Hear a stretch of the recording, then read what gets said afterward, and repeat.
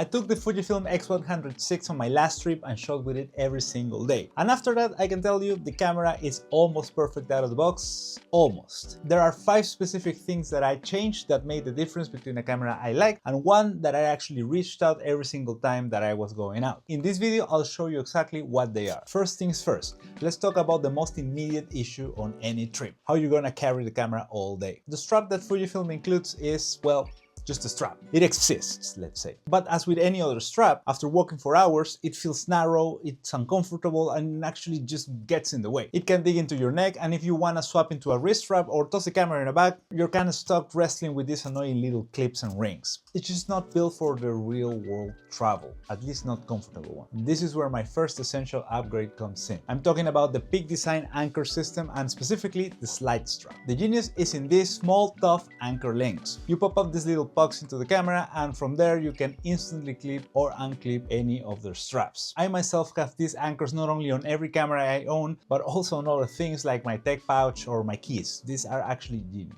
And for a long day exploring, I use the slide, which is wider and padded. So it spreads the camera's weight and you honestly forget you're wearing it. It's very comfortable. I also have a leash, which is a lighter version of the strap, but for a trip in which you have a camera with you all the time, and that's what you want anyway, the comfier version is actually the way to go in my opinion. Next up is an upgrade that addresses something you need to know about the X100 VI. Right out of the box, it isn't fully weather resistant. The body itself is sealed, but the lens barrel, which moves in and out to focus, creates a potential entry point for dust and moisture. So for a travel camera, this means that you might be hesitant to shoot in a light drizzle or in a windy, dusty day. The fix is surprisingly simple because it's just replacing the ring it comes with. Now, you can buy the official Fujifilm kit, but it's actually quite expensive. Instead, you can use a K&F Concept UV filter, which gives you the camera the weather resistance it needs and protects the lens at the same time. The glass is high quality, so it doesn't mess with the image quality, and its main job is to act as a shield, as I mentioned. So it guards the front element against scratches and fingerprints. But most importantly, it covers that gap to give you the weather resistance you need for real-world travel. This gives you the confidence to keep shooting when the conditions are not perfect. And what's great about this specific filter is that its front part is magnetic, which allows you to use magnetic filters from K&F Concept as well. More on that later. Also, all the links for these products are appearing in QR codes on screen, and the affiliate links will be in the description as always. That helps the channel a lot. The Fujifilm X100 VI is famous for its small size, but not as small as the Ricoh though. If you want to know more about the Ricoh, you can check the video over here. And that is obviously a huge win for travel, but there is a trade-off, and that is ergonomics. During a day of shooting, especially one-handed, holding the camera can get uncomfortable and frankly, a little bit insecure. The built-in grip is pretty minimal, and I've definitely felt my hands start to cramp after a few hours. And this is where the third upgrade becomes a must-have, and that's a thumb grip. This little piece of metal slides right into the camera's hot shoe and completely changes how the camera feels in your hand. I used a simple one from Small Rig, which by the way came with a button cover, and it gives your thumb a solid place to rest. With the thumb grip on, holding the camera one-handed feels more stable, which makes it easier to change your settings or use the tilting screen for tricky angles. It gives the camera a more balanced feel without adding extra weight or bulk as well. This is so important when you're traveling because in my case at least, I do use the camera one-handed if it's not on the strap. One of the best parts of shooting with a Fujifilm camera is getting those gorgeous JPEGs right in camera with the film simulations.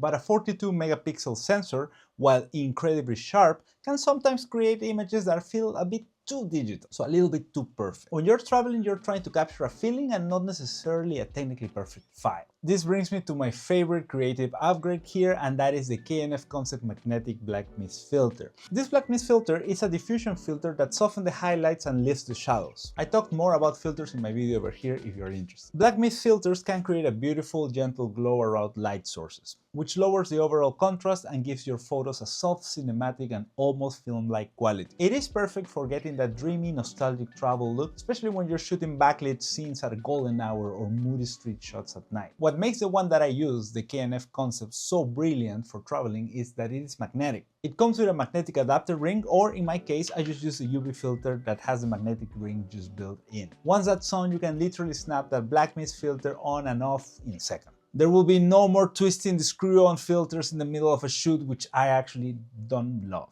Using this filter is also making me go easier on that clarity setting which many film simulation recipes use and can make your camera take extra time when taking pictures. Pairing a 1/4 strength blackness filter with a film simulation like classic chrome or nostalgic negative gives you stunning images without the need of editing. My last upgrade is the cheapest and least exciting, but trust me, this one is the most important one for your peace of mind. And this is a tempered glass screen protector. It sounds basic, I know, but I cannot stress enough how critical this is for a travel camera. The tilting LCD screen is your main way of composing, reviewing, and navigating, and it's just sitting there completely exposed. It gives me a little bit of anxiety. When you're traveling, your camera is gonna get knocked around. It will get bumped on a crowded subway, rubbed against in a zipper in your bag, or maybe even take a small drop. And it only takes one slip up to get a deep, permanent scratch on your screen, which is not only annoying to look at, but also thanks to the camera's resale value. These things are incredibly thin, resist many scratches, and are coated to reduce fingerprints. Once you put one on, you will completely forget it's there. Application is also very easy, and they don't leave any sticky junk behind if you need to replace it. Think of it as the cheapest insurance policy you can buy. You can spend a lot of money on this beautiful camera, and spending a few bucks to protect one of its more vital and fragile parts is an absolute no-brainer. It is the very first thing I do every time I buy a new camera, and for a travel camera that's going to see some action, it's a must, so don't skip it. On the other hand, a part of the camera that could use some protection is actually the bottom. Since it is for some reason not the same material as the top, it is prone to scratches. Mine already has a few actually. I've seen people using either leather protectors or a plate below, but in my opinion that adds too much to the bulkiness of the camera, which is already increased by the use of the UV filter. I'll continue using mine as it is, and I'll report back on my experiences in social media. By the way, follow me on social media. And now I have a question for you. What's the one accessory you cannot live without for your travel camera? Did I miss it in the list? Let me know down below because I'm always looking for new ideas and new ways to improve my shooting experience. Thanks for watching, and if you want to see more stuff like this, be sure to subscribe. I'll see you in the next one. And its main job is to add the KNF concept might offer a fuel up without what? Magnetic attack.